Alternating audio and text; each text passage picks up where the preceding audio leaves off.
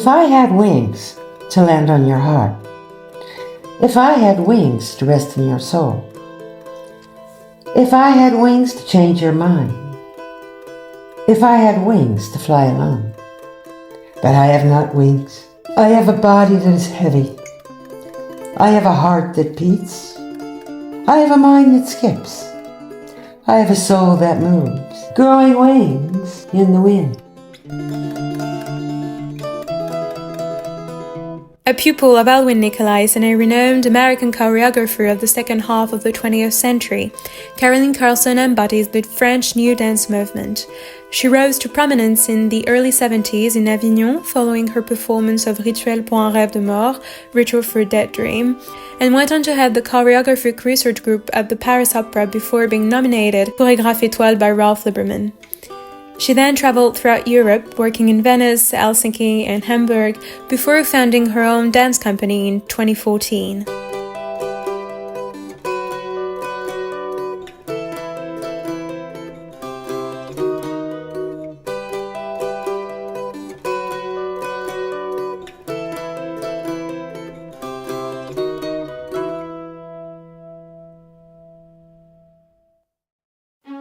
You were born in California to American and Finnish parents in the aftermath of World War II. Post-war America was a time of great paradoxes. On one hand, there was economic growth and technological optimism. On the other, there was a strong pull toward tradition and the ideas of the American dream. First, could you share your earliest memories of your Californian childhood in this post-war climate and how it shaped your sense of the world? My father was a veterinarian, and he set up a clinic. It was part of our house in San Diego, California. And that's where there's a huge naval base. This was the ending epic of World War II. Being next to San Diego, I was enrolled in a school, kindergarten. At 3 years old, the air raids come on, terrifying sound. And the teacher said, everybody under the desk. So, 3 years old, we got used to hiding under the desk. And I wasn't really afraid of the noise. It was what the teacher said. If you go under your desk, you might be bombed. Being a child, we didn't quite understand that. But I have fond memories of this hiding. But after that, it was great. We would draw and paint, and I had great teachers. So that was a big part of the history. And the one thing that shaped my childhood was, of course, San Diego is the Pacific Ocean. I learned to swim in the Pacific Ocean. You know what the waves are like? They're as tall as this apartment. I came here and I saw the Mediterranean, but I said, that's a little lake. So it was incredible. So as a child, I was memorized, not only swimming, but when I watched the waves crash, they go into the sand, they dissolve. And what happens? The water goes back, and another wave comes in. The ocean never sleeps. And as a child, it was my first memories, or first inspirations, I don't know what, I was too young then, that time is eternity. Can you imagine? Because the ocean never sleeps. And you have the waves that come and go, they dissolve and come back. And for me, I remember, I think at this time I was 9, 10, and this was my first perception, maybe, of being an artist, was watching the waves.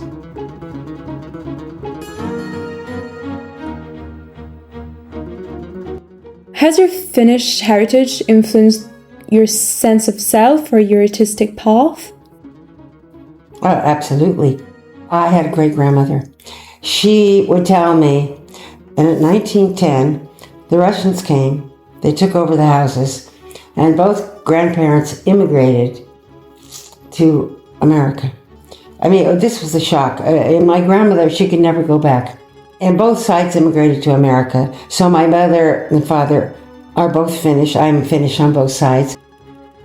What impressed me, it's the Kalevala. It's the Finnish heritage. It's the Finnish of how Finland was made. Once a month we would have these meetings with Finnish people.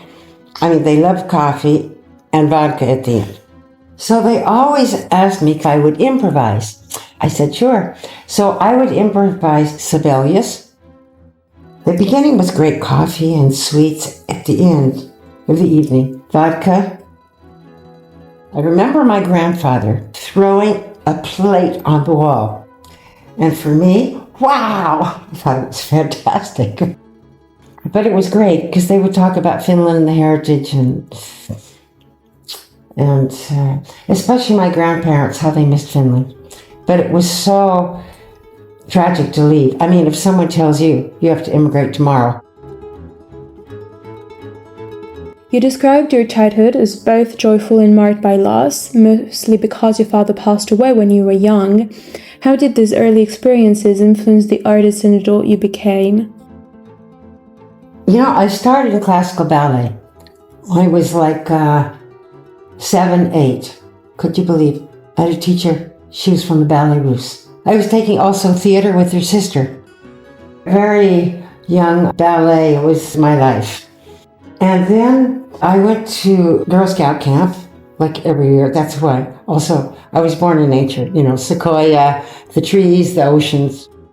When I got home, my father put a huge mirror in my bedroom with the ballet bar.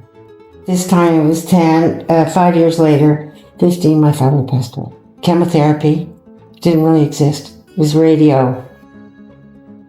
And he would call myself and my brothers in, and he would talk to us, and he told me, follow your heart. My father was really the catalyst. You know, the ancestors still here over my shoulder. In the early 50s, you attended a performance of The Firebird by George Balanchine before joining the San Francisco Ballet School and then attending Utah State University. When reading one of your few biographies, Carolyn Carlson, De l'Intime à l'Universel by Thierry Delcourt, it seems both of your parents had a preponderant role in the dancer you later became. Your mother had nurtured your artistic sensibility and taken you to dance classes because somehow she was convinced her children wouldn't become artists, and as you said, your father set up a ballet bar in your room. Do you remember your first artistic awakening? Perhaps was it the Firebird performance, and why it left such a profound mark on you? You know, my mother took us to Balanchine Firebird Suite. Oh, I was 12. You know, the music, Stravinsky, and it was Twana Kieleclerc. Incredible dancer, incredible. She had big feathers on, solo, extraordinary. Something snapped in me. And what's curious, I turned to my mother. It said, one day I'm going to be a famous dancer. Isn't that strange? I had this premonition at 12 because I saw her, but I think I was born a messenger to do this. Let's talk about Dante. Love is the glue of the world, and that's part of my work. You have to love and follow your passion. And that's why I think I still keep working. Everyone said, when are you going to retire? Retire? Retire from life? No way. All your creation belonged to contemporary dance, yet your first training was in classical ballet. How did your relationship with ballet evolve, and what led you to move away from it? One day I was on the bar, like everybody else, exactly the same, and I said, wait a minute, it's not me. And I left. I have a strong intuition and premonition, so I just knew it wasn't for me. My dear mother, she found University of Utah for me. I had a teacher, Joanne Woodbury. She was extraordinary. She always talked about Nikolai, but we never saw him. Great teacher. But she was like my father. She says, go, passion, move, go with it. We studied Nikolai, but I didn't really know who he was. We saw the videos. And they said, you have to stay to have the session in Park City. It was 3 weeks, nonstop. My gosh. The minute Nikolai walked in, he didn't demonstrate really. It's through his talking. He talked about time, space, shape, and motion. And I found this refreshing because he started from concepts and not steps. That's why I love ballet. I still love ballet, but it's a code. You can go anywhere in the world, you know what you're going to do. And absolutely changed my life. I didn't even stay for my graduation. I went straight to New York. My mother said, now you got a college degree. You stay here, you marry a nice doctor, and you can study in the university, and you'll be fine. I says, Mom, I'm going. We were making $40 a week, and I shared an apartment with one of my dear friends at University of Utah. But you know, we were very protected. We were in Utah, we had dormitories, overlooked the desert. When I came to New York, you see closed shards around. You know, California, very nice schoolgirls and everything's okay and clean. And that was also a wake up for me.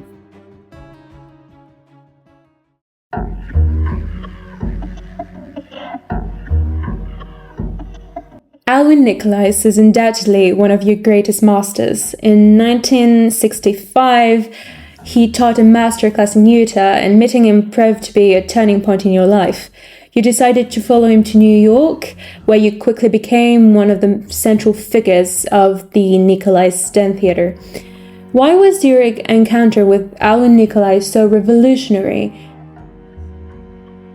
You know what I loved about Nikolai? Because we did strong technique improvisations on time, shape, space, and motion, except on the concepts, which were very Newtonian. He was a great philosopher.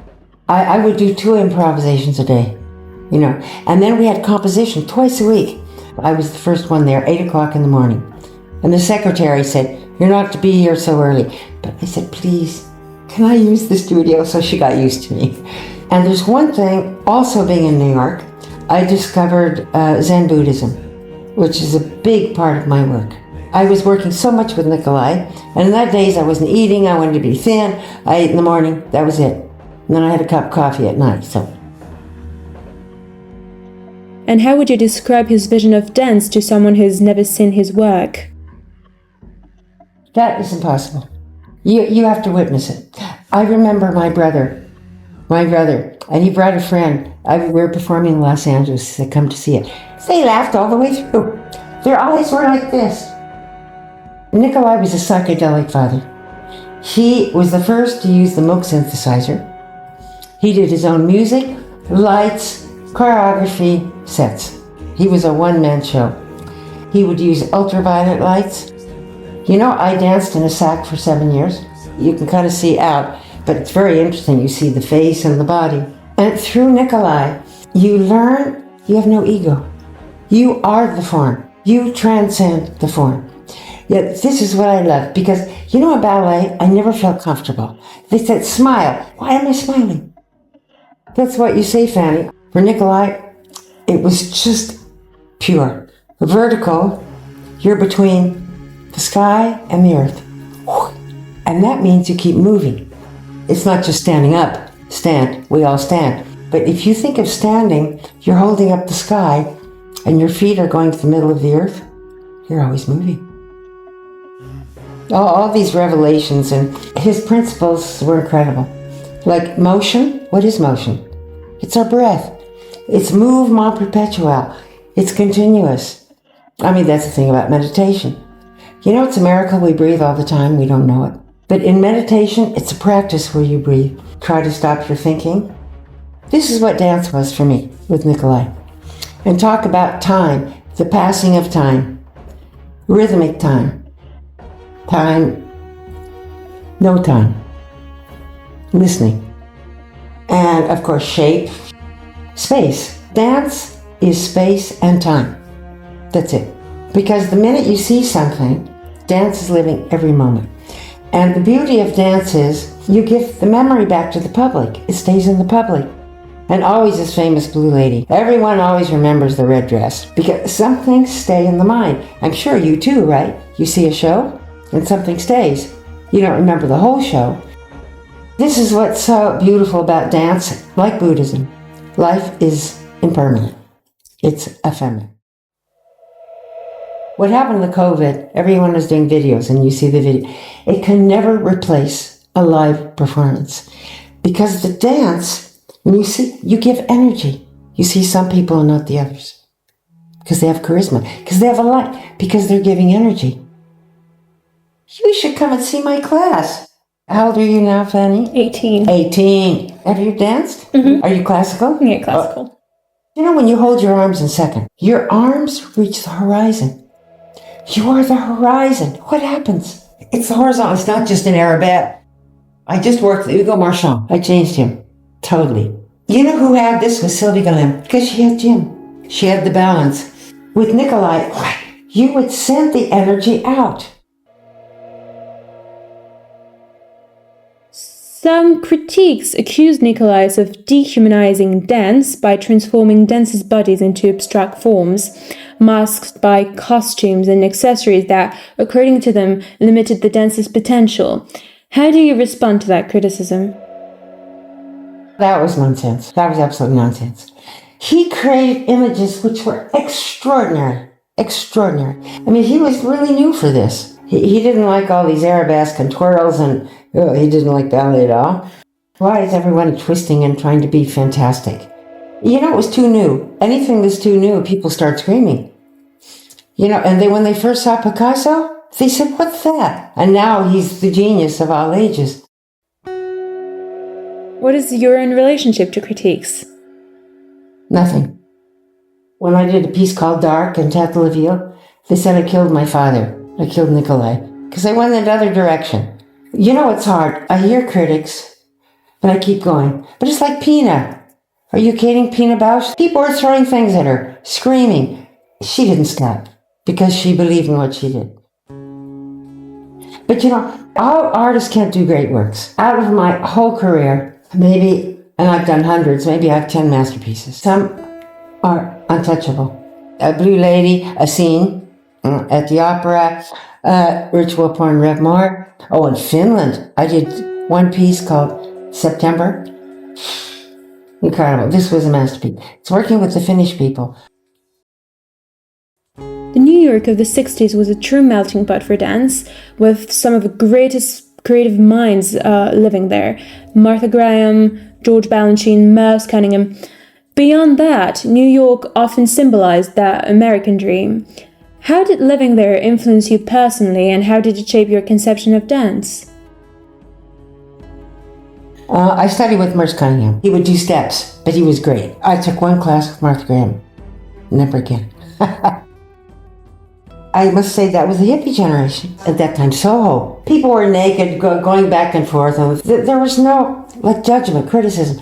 We just looked at everything. It says, wow, look at that. We worked with artists. We worked with painters. This generation was amazing because everybody was for everybody. There was really no competition. And I met Robert Wilson, who just passed away. I mean, he was another one of my mentors. All this generation influenced me amazingly. For free, we would dance in Central Park. And you can't do that these days. You know, that time everything was circular. There was no frames. You can't do this. You have to do this. This is how the society is. You have to get a facelift. You have to have this. That's why it's difficult for me today. We're getting more and more in a frame. It's strange how everything's getting more. No, I shouldn't criticize. No, I am criticizing. No, it's just hard for me to understand because I come from optimism, you know, and following what I want to do, following my way without anybody else telling me how I should look or what to do or how to dress.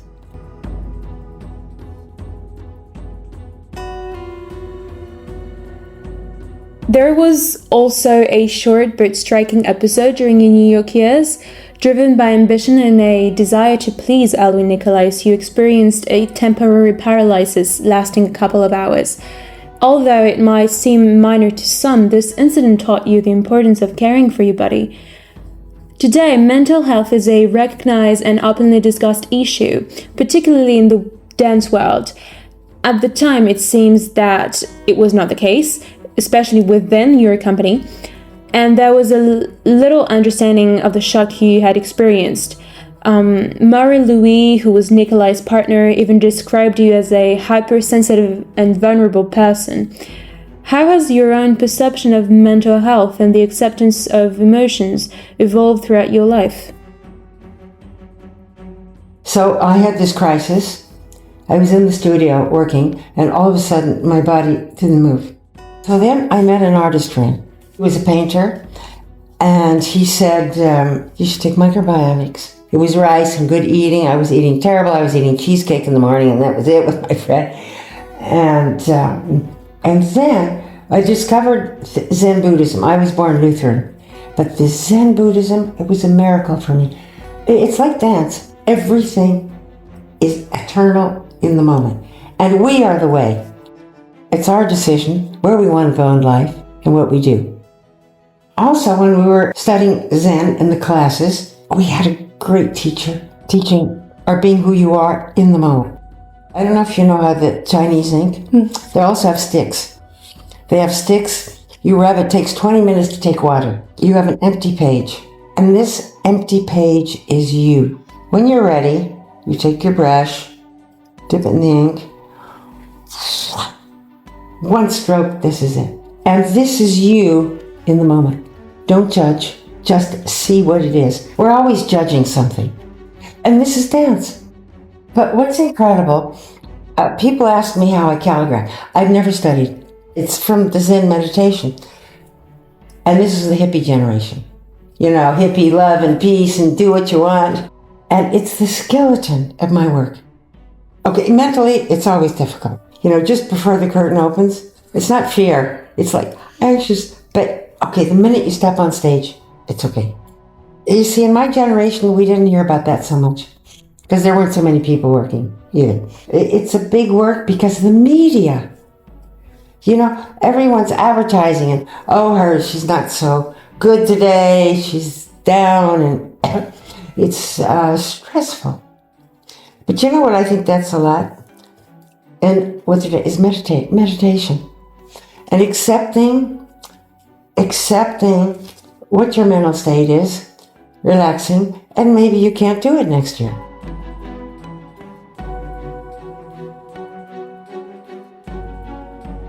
After dancing in New York, he went to Avignon in 1971 to present Six Plus and Rituel pour un rêve de mort. This creation is based on one of John Davis's poems, who was your partner at the time. It raises the question of humanity and its condition, or even the absurdity of an existential condition marked by the word's violence. What was the creation process of this ballet? 1968, I was touring with Nikolais. We were in Théâtre La Ville. And I saw Robert Wilson, Deaf Man's Glance. 5 hours of slow motion with autistic people. For me, that was like eye-opener. And then after that, I think I have to leave. John left with me. Then we went to London. I was teaching. And then Anne Beranger asked if we would do something for her company. Great little French lady. She smoked beady cigarettes. She would come in the studio in a fur coat, kissing everybody in the middle of class. And I said, wow, what is this? And you know, Americans, we don't kiss like that. Maybe we only hug and it's Christmas or a birthday. So, at first we did Six Plus, okay.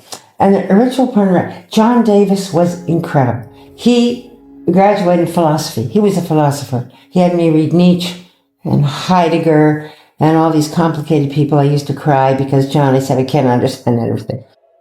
He was an incredible catalyst. We worked on Nietzsche, Zarathustra.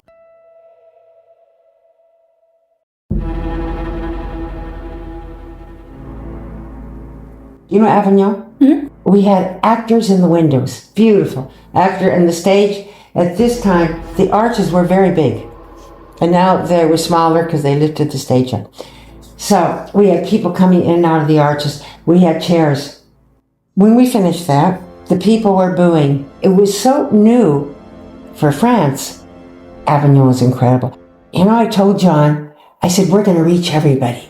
Everyone's going to understand me. John looks at me, he said, maybe 5 people.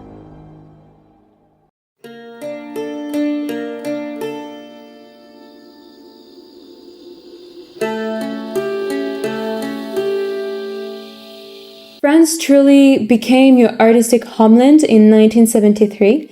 That year, Rolf Liebermann, then director of the Paris Opera, invited you to create a work for a tribute evening to Edgar Varèse. On that occasion, you presented Density 21.5, which was an incomparable triumph. After several other successes, Liebermann, who was eager to modernize the Paris Opera and break with tradition, invited you to join the Opéra Garnier as director of the Groupe de Recherche Théâtrale de l'Opéra de Paris. You also became, in 1974, the second artist to hold the title of chorégraphe étoile, the first one being Serge Liffard. What did it represent for you, both artistically and personally? Liebermann was incredible. Oh, God, I remember before going on stage, I couldn't eat. I said, God, what am I doing in the Paris Opera? But he knew me. We did something with Alwin Nikolais in Hamburg also. So he knew me before. And Alwin Nikolais, we said, she's a choreographer already. He had to make me the soloist because of the research. I couldn't just do it. I had to be connected. So he made me an étoile, and the Paris Opera people hated it. You know, they study all their life to be an étoile. So he said, okay, you choose dancers from the opera. The first day, I went upstairs to teach the ballet people. Don't stand like this. Relax. They walked out. Next day, I had 10. We did the same thing. And then, second day I had 3. I won't name, but 3 étoiles stayed. I go downstairs, this is Rolf there, Liebermann. This isn't going to work. And he says, open the doors. This was a revolution. We opened all the doors of the Paris Opera. Everybody was coming in. At the end, we had 40 people. So this is how it began. No one paid for the classes, and many people came from this. I found musicians from the Metro who came downstairs and played. Saxophone players, accordion, whatever. And one time I had a bagpipe player. Everybody put money in the hat, 5 centimes, whatever, for the musicians. And Liebermann comes running down the stairs. He says, darling, we're doing Mozart. You know, in the bagpipe, you know how strong it is, because he could hear upstairs. Liebermann was determined to create a true symbiosis between ballet and modern dance. This is why he asked Glenn Tetley to choreograph a ballet based on the tragic story of Tristan and Iseult, in which he performed alongside Rudolf Nureyev. Nureyev was known for his strong personality and high opinion of himself. How did you experience working with him? It's okay, he's a Pisces, like I am, so I understand that totally. You know, I said, Nureyev, come at me, like Nureyev, and I said, release. He said, what step is that? And I said, Rudolph, it's not a step. It's just breathe into it. So slowly by slowly, we got there. He comes from Russia. The training in Russia? Boy, talk about discipline and all.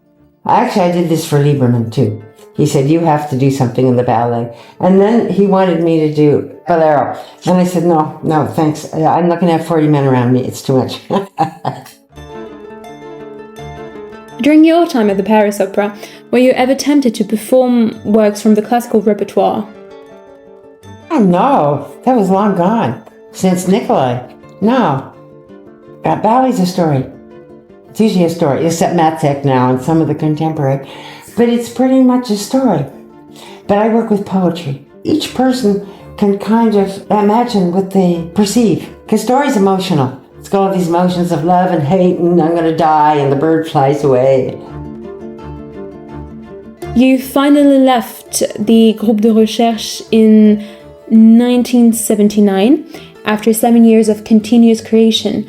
What led to that decision? Because it was over. Liebermann is over. It was 5 years, which was great. And then I talked to John, and I said, I think we should go back to New York. French people, they like to eat lunch, and they drink wine, and we never do that. They don't work enough, and, to get a pair of scissors at the opera, it takes 2 weeks. And I got this call from Italo Gomez from Italy, and he said, I heard what you did in the opera. I want you to do the same thing in Italy. God, that was a highlight of my career. It was supposed to be Milano, and he calls me, said, sorry, it's Venice. Oh, too bad. From 1980 to 1984, you lived in Venice thanks to Italo Gomez, artistic director of the Fenice, who invited you in Venice to create a new dance company, Teatro Danza La Fenice.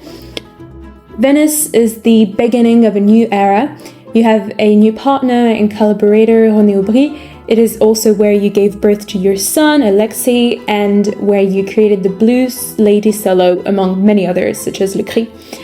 After living in New York, London, and Paris, how were you and your pieces marked by the Venice touch?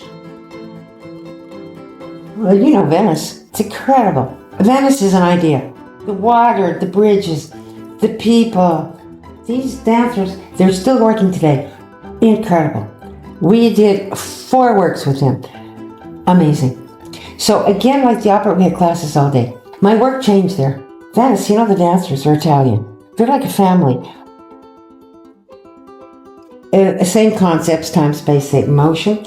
But the Italians have another way of working. They're more absurd. I choreograph with other people too. So I worked with each person. We worked in the theater. We had the Teatro Mali brand for 4 years.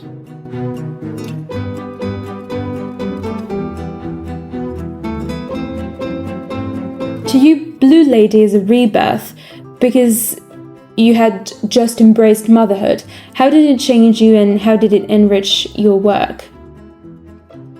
I had Alexei very late. I was 38. So I was sitting with René and I heard someone say, "Mama." I turned around and nobody was there. I said, "René, tonight." And it was the night. When you see when your child is born, you see life and you know someone's going to die because we all pass on. So it was very interesting to me. And then I started going through my childhood memories. And it was amazing having Alexei because you have someone to take care of too.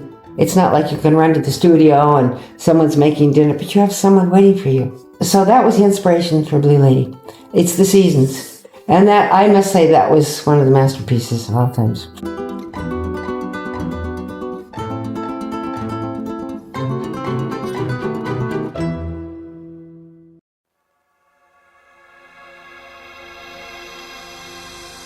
When diving into your creation process, it is absolutely inevitable to notice the presence of simple but essential concepts: time, movement, water, colors, love. Could you expand on that? Every day you're walking up, you see the flow of the water. You see the aqua alta.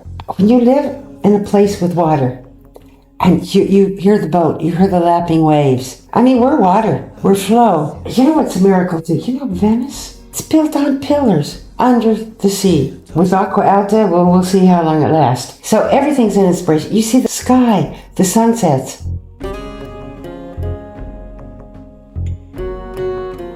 How would you describe your vision of dance today? When I was working, there was nobody. Paris Opera is me and Béjean, and Théâtre Silence.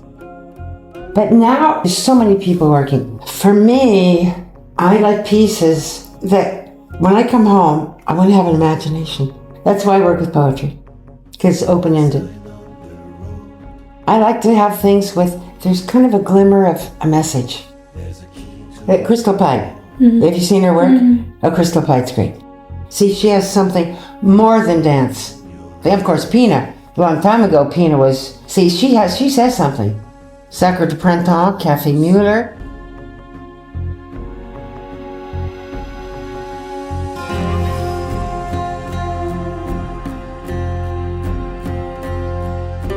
Your life has certainly been marked by your wanderings throughout Europe. After Venice, you lived for a while in Finland, where you choreographed several pieces for the Finnish National Ballet.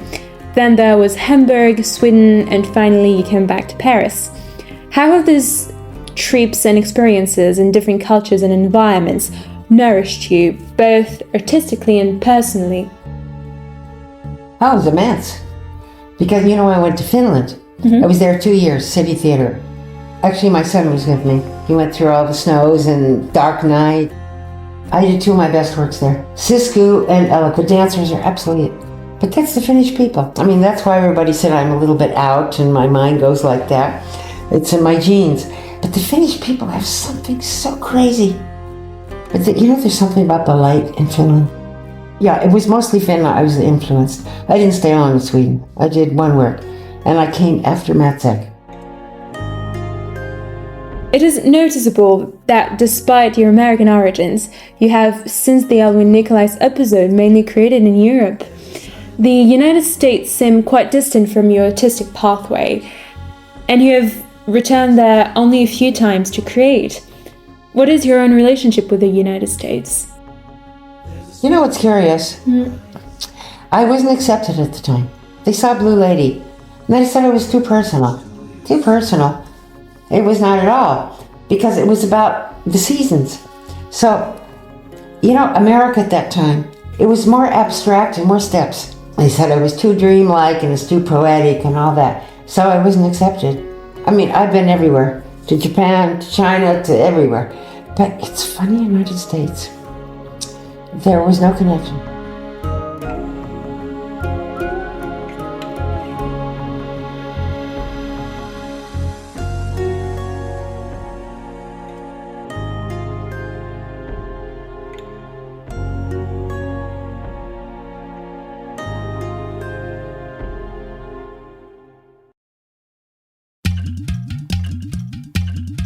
In 1997, you created one of your most famous ballets, Signs, based on the paintings of Olivier Debré with the music by René Aubry. Can you tell us about the genesis of this work and what, in your opinion, makes it an emblematic piece in your repertoire? Because I had so many great people work with me. René, Olivier, the dancers, the decor. First of all, Brigitte Lefebvre said, I have a proposition. If you look at his paintings, do you think you could do a work with him? I first looked at it. There's something in there, and I met him. For the first time, he's the one who gave the ideas. Mona Lisa, the smile. So I had a lot of these things, smile and Esprit de Bleu. Of course, this is about love. And I kind of did costumes with him. I mean, it was my idea for the big yellow dress, but he was great with colors. Extremely difficult to work with the dancers. Extremely difficult. I would do improvisation, they were laughing. So they kind of thought I was totally out. But they were impressed that we were working with poetic ideas. But I knew Pietro Galla from before. I did a solo, so I said, Pietro Galla, I knew Kader. They were very open. I mean, so it was great working with him. And René was great. We'd come home and he would do the music step by step. We would go home and I say, okay, maybe it's this, let's put a little bit more energy. And René knows I've done 35 works with him. Some of your creations seem to reflect personal convictions or more intimate concerns, such as Oh, inspired by Alain Fleischer's photographs or seeds. Can your art be seen as a manifesto, or do you think that, as an artist, whatever you do, you inevitably convey your ethical and spiritual vision because art and the artist are inseparable? True. I'm inseparable from my work. One thing, I look at that plant today. Wow, still growing. It's wonderful. All my life, I see something. It's wonderful. I'm inseparable because it's so terrible what's happening today, especially in America. What can I do about it? I have to share wonder, beauty, optimism. Mostly now, people are walking down the street, they're not present. Are we present? We miss so many things. Can you imagine? You're walking and you're looking at the trees. Say hello to the plants. But now, with this generation, and even the metro, you're in the metro, but just look at people for a minute. Nobody looks anymore. Everyone's in their own world. Fanny, what's so hard for me today, like everybody knows, these wars going on. It's just a nightmare. Palestine, these people, my meditation, I think of them every morning. For the children who've never had a life. So what can I do?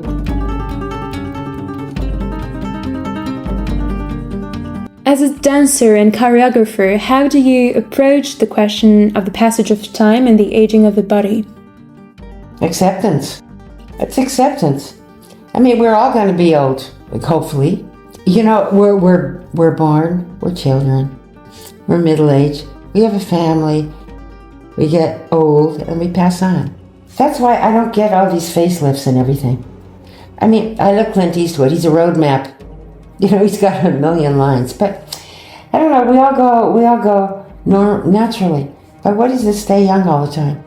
I look back and I see my pictures of, you know, in the 70s and 80s. My gosh, I was a young lady. But that's our life. See, this is what I love about Buddhism. It's impermanent. You can't keep everything forever. I don't work with emotion. I work with perception. What place does spirituality hold in your life and in your artistic creation? Everything's first place, Fanny. Since I discovered meditation and Zen Buddhism. Where did we come from anyway? You know, where do we go? I mean, could you believe we come from nothing? What miracles? But it's hard, this word spirituality now. I think more of soul level. Because, you know, we think the soul is inside. It's outside. When you step into it. And that, for me, that's also when I talk about charisma. Dance is the art, but if you're not generous, it doesn't go anywhere. Why do you see some people, you never see anybody else? Because they're not working on the energy. They're not working on this inner light. How important is the transmission of knowledge to you, whether to other dancers or to the public? Oh, master classes. I always teach. Yeah, I do a lot of teaching. And dance, you know, so many people come up to me. I saw Blue Lady, you changed my life. I'm in gratitude for this. You know what's important? I'm a messenger. I listen. I'm not a great artist. You'll see when I teach too. Sometimes I say something that are not preview. Because I see something in the dancer and something comes to me. Finally, looking back, how do you view your achievements and life? What would you like people to remember about you and your work? People always say what's going to happen when you leave. It's okay. I live in the time that people are living and seeing me. I have the archives there of the things I've done. And I think everyone who's seen the work, Fanny, I mean, they decide what I left. Everyone remembers somebody different. You know, I grew up with Bob Dylan. I did a piece with Bob Dylan. Oh, and it's so, Robert Wilson. He was my mentor, I told you before. And God, what I learned from him. He was like Nikolai in a way. It was, you know, his lights, his step, the absurdity of his movements. He was incredible. But I remember him for his work. And also, he was a very funny person. You know, I remember Nureyev for his courage. You know, he left Russia. He left everything. And you know, he couldn't go back and he couldn't give his sister his mother's money. You know, frankly, I don't care if I'm remembered or not. There will be other people. That's no concern for me.